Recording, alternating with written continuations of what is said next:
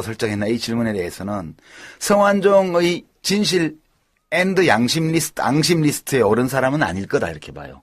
왜냐하면 10만 불이 되었던 7억이 되었던 얼마가 되었던 간에 가깝게 지내고 만나고 헬스클럽에서 만나고 밥도 먹고 독대도 하고 이러면서 돈도 받아 썼던 사람이 그 사람을 대상으로 표적을 설정할 리가 없어요. 일단은 성완종 리스트에 오른 사람들을 누구도 이것을 기획하지 않았을 것이다. 저는 그렇게 추측하고요. 그럼 누굴까? 제가 의심하는 사람은 민정수석이에요. 우병우 씨요. 충분히 합리적인 의심이 가능하죠. 예. 이제 왜냐하면 이 사람이 아직은 언론에 도달하지 않고 있는데요. 이 우병우 민정수석이 사실 검찰을 지휘하는 사람이거든요, 지금. 네, 근데 언론에서 종편 같은 데서 예. 박근혜 대통령이 4월 16일 날 팽목항 갈 때 예. 그 뒤에 우병우 민정수석이 동행하지 않았다. 이것을 아주 적시해서 아, 그래요? 지적한 종편이 있었습니다. 아, 그래, 날카롭네. 네. 저 우병우 민정수석을 우리 청취자 여러분 잘 모르실 텐데 이 사람 소개를 좀 해드리면요. 1967년생이에요. 나이가 많지는 않아요. 그러니까 지금 이제 한 49, 48 만으로 하면 우리나라로 세면 이제 49그 정도 됐습니다. 고향이 출생지가 경북 봉화군이고요. 경상북도에서 제일 오지예요, 여기. 서울법대 출신이고요. 법대 재학 중에 사법시험에 됐고요. 검찰에 쭉 근무했는데 특수통, 이른바 특수통, 특수부, 특수수사 전문이에요. 그리고 2009년 1월 달에 대검찰청 중앙수사부 중앙수사 1과장이었는데요. 이 자리가 바로 노무현 대통령 사건 주임검사 자리였습니다.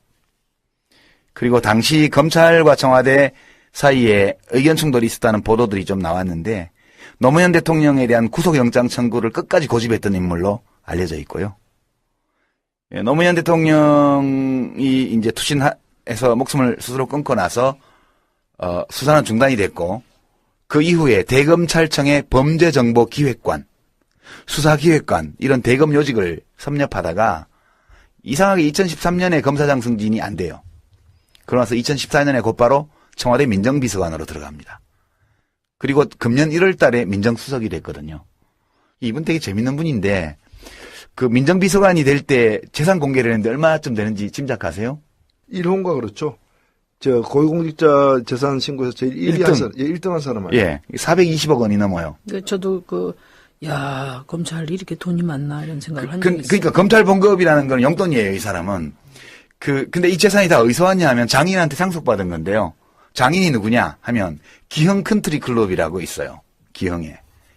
예, 이상달이라는 분인데요. 여기 상속받은 재산인데 이 사람 원래 부자냐? 그건 아니고요. 이 기흥 컨트리 클럽이 또 재밌는데 이게 전두환 정권 때 50대 경우회라고 전직 경찰관 친목 모임 거기서 사업권을 따가지고 이 골프장을 만들었어요. 근데 이때 골프장 건설 자금을 이상달 씨한테서 좀 가져왔다고 그래요. 근데 그 뒤에 의료저료해서 어느 날 보니까 지분이 절반 넘게 이상달 씨한테로 넘어가 있는 거예요. 그래서 이제 이게 비리가 있다고 이제 투서가 들어가가지고 1993년도에요. 이 검찰이 수사를 해가지고 치안감을 지냈고 경우회 이사를 하고 있던 옥기진 씨가 배임 수재 혐의로 이상달 씨하고 같이 구속이 돼요.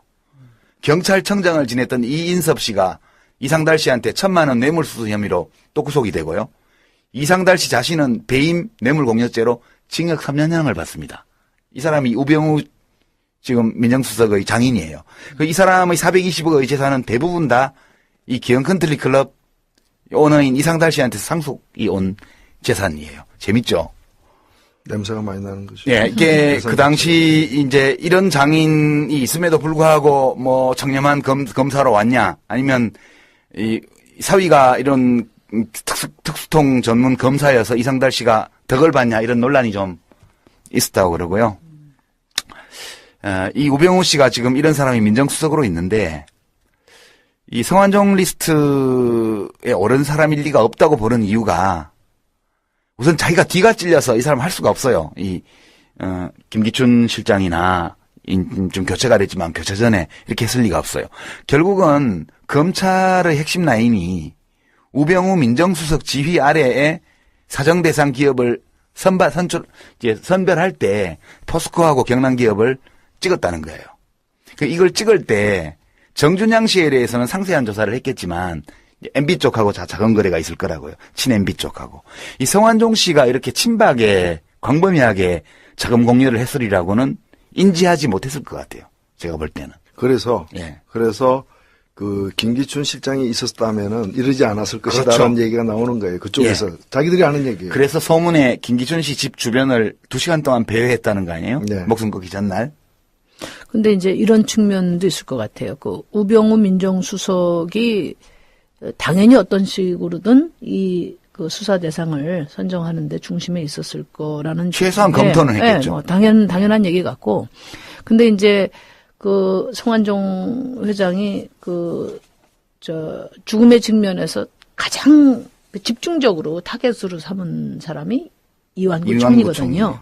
총리. 그러니까 이완구 총리가 그 부패와 전쟁을 발표할 때 그 네 가지를 딱 적시를 했어요. 예. 예. 그래서 자원 비리, 방산비리. 그다음에 이제 포스코는 아예 그건 비자금으로 예, 했고. 비자금. 그다음에 뭐 공직기강 확립이라고 돼 있는데. 문서 유출. 네, 네 가지. 거기서 이제 MB 자원외교는 이미 경남 기업이 특정됐을 때 발표를 했다고 예. 저는 보거든요. 그래서 이완구를 원망하는 거죠. 그렇죠. 그러니까 말하자면 그 우병우 민정수석 지휘 아래에 검찰 핵심 라인이 선정을 했다 하더라도 이제 이완구 총리가 막았어야 되는데. 막지를 않고 그것을 자기 어떤 그 명예 회복이나 또 이 정치적인 그 저거를 위해서 방패막이로 딱 삼았다. 그게 사람을 이용해서 죽인다.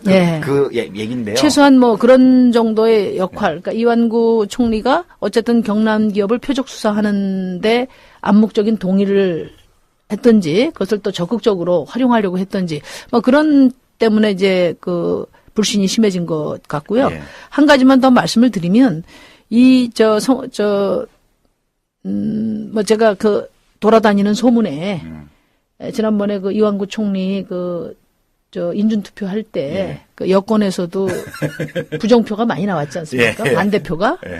근데 그 돌아다니는 소문에 그 반대표의 대부분이 충청권 의원들일 것이다. 예. 여권에 이런 소문이 많아요. 아, 그거는 뭐 이미 뭐 방송에도 많이 나오더라고요. 그러니까 그게 이제 뭐냐면은 이 성완종 씨도 그 얘기 했지만은 사람 여러 죽였다. 예. 이용하고 버리고 옛날 그런 뭐 얘기를 공무원 했는데 얘기도 있고. 네. 그런데 이제 그런 점에서 그 충청 지역의 대표 주자 이 자리를 놓고 상당한 정도 이렇게 암투가 갈등과 있었다. 불편함이 있었지 않았나 그런 생각이 들어요. 여하튼 그 이완구 총리가 어떤 역할을 했든지 간에 이완구 총리로서는 막을 수가 없는 거였던 것 같아요. 지금 누가 경남기업 성완종을 표적으로 설정했나 이렇게 이 질문이 곧바로 어떤 질문을 불러오냐 하면 이 리스트에 있는 사람들 일리가 없다고 본다면 지금 청와대 실세가 도대체 누구냐라는 거예요.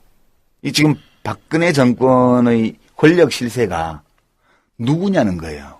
지금 어느 라인에서 정권을 운영해 나가는 핵심적 의사결정을 하고 있느냐. 이게 지금 다 헷갈려 버려요. 왜냐하면 성완종 씨 표현에 따르면 친박 메인에서는 다 알고 있다 그랬잖아요. 자기가 2007년도부터 시작해서 박근혜 대통령 정부가 탄생할 때까지 얼마만한 노력을 했는지를 친박 메인에서는 다 안다고 그랬는데 다 알고 있는 친박 메인에서 이 사람을 찍을 리가 없는 거예요. 그럼 도대체 도대체 실세가 누구냐 이제. 아니 그거 들어가기 전에 그럼 경남 기업 아니면은 어디를 치냐고 저도 그것도 생각을 해봤는데 그러니까 어쨌든 자원외교 문제가 너무나 이제 문제가 커졌고 지난번에 상당히 제한된 수사가 될 거라고 우리 유 대표가 쪽집게로 말씀하셨잖아요. 그런데 따져보면 SK 같이 이렇게 이런 데를 건드리지 않을 거면 응?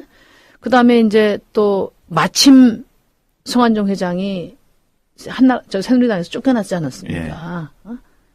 선거법 위반으로 쫓겨난 상태고 진짜 끈도 없고 그다음에 더더군다나 매우 위험하고 그러니까 SK 같은 데를 치면 어디로 튈지도 모르니까. 그 매우 위험하고 그 SK 같은 데 치면 또 재계에서 가만히 있습니까? 그렇죠. 그렇기 때문에 어떻게 보면은 정권이 위기에 처할 때 희생양으로 삼기에 가장 현재로서는 최적의 조건에 있었지 않나 이런 생각도 좀 듭니다. 저는. 아니 저는 그 말씀이 맞는 게 해외 자원 외교의 그 부실에 대한 문제 제기는 야당들도 많이 했지만 저는 이 수사의 기본 배경에는 상당히 정치적인 게 깔려 있다고 보는 거예요. 그러니까 해외 자원 외교 그 자체가 진짜 문제라서 그걸 제대로 수사해 가지고 들여다보고 문제 있으면 끄집어내자가 목표가 아니고 사실은 지난 올 초에 무슨 일이 있었습니까? 청와대 발칵 뒤집어지는 문고리 3인방 문제가 네. 있었고 그로 인해 가지고 내부에서 자기들끼리도 싸우고 이러다 보니까 민정수석도 갈린 거잖아요. 그렇죠. 사실은 비서실장도 뒤에 퇴임했지 사표를 냈지만 그거를 여파로 그만둔 식물 거잖아요. 상태가 됐죠. 예. 예. 그리고 박근혜 대통령 지지율은 계단에 낮아졌잖아요. 정치적 위기 상태, 레임덕이 빨리 온다고들 얘기했잖아요. 이 모든 걸 갖다가 없는 회심의 역적이 뭔가 하면 부패와의 전쟁이고 부패와의 전쟁을 통해서 전 정권들을 다 전 엮어놓은, 정권들을 갖다가 다 엮어놓는 정치권들을 거죠. 치는 게 예. 목표였지 기업들 다스리는 게 그렇죠. 목표가 아니었기 때문에 포스코나 SK가 안 들어가고 포스코나 경남기업이 들어간 거는 이걸 매개로 해서 정치권으로 그렇죠. 야당 정치 내지 구 권력층으로 이제 번져가는 그런 이제 통로였기 때문에 이 부분을 건드린 게 아닌가. 그 사고가 났어요. 여하튼 그 과정에서 그 과정에서 사고가 난 거죠. 예, 성완종이라는 큰 사고가 터졌고 이렇게 정신없는 사고가 터진 거는 지금 박근혜 정권 내부의 권력 실세의 이동 배치가 이루어지는 와중이고 그 과정에서 인수인계가 정확하게 이루어지지 않고 있다. 그러니까 정권 내부가 극도의 혼란 상태에 있다는 걸 보여주는 게 아닌가. 저는 그렇게 지금 청와대 비서실을 보면요. 예.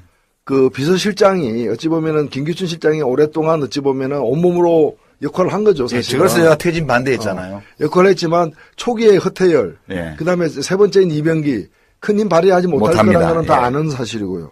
그다음에 가장 자주 교체된 수석이 홍보수석하고 민정수석이에요. 홍보수석은 계속해서 사고 치거나 예. 아니면은 이제 감이 안 돼가지고 그러니까 기능을 발휘 못해서 대통령 마음에 안 들어서 계속 바꿨던 것이고 민정수석은 보면은 이게 찬밥자리예요. 원래 민정수석이 뭔가 하면 대통령 친인척 관리하고 그렇죠. 그 내부 문제를 이제 단속하는 게 자기 기능인데 지금 보면 이 사람이 그걸 잘할 일 거로 보이지도 않고 그리고 이 사람 임명될 때부터가 이게 지금 법무부 장관 후배예요. 그렇죠. 그리고 검찰에서는 검사장도 안 된 사람은 사람 거의 대접 못 받아요. 검사장도 안 된 사람이어서 이 사람이 과연 재구실을 할까 했는데 결국에는 이제 사고를 네, 쳤어요. 사고를 친 거죠.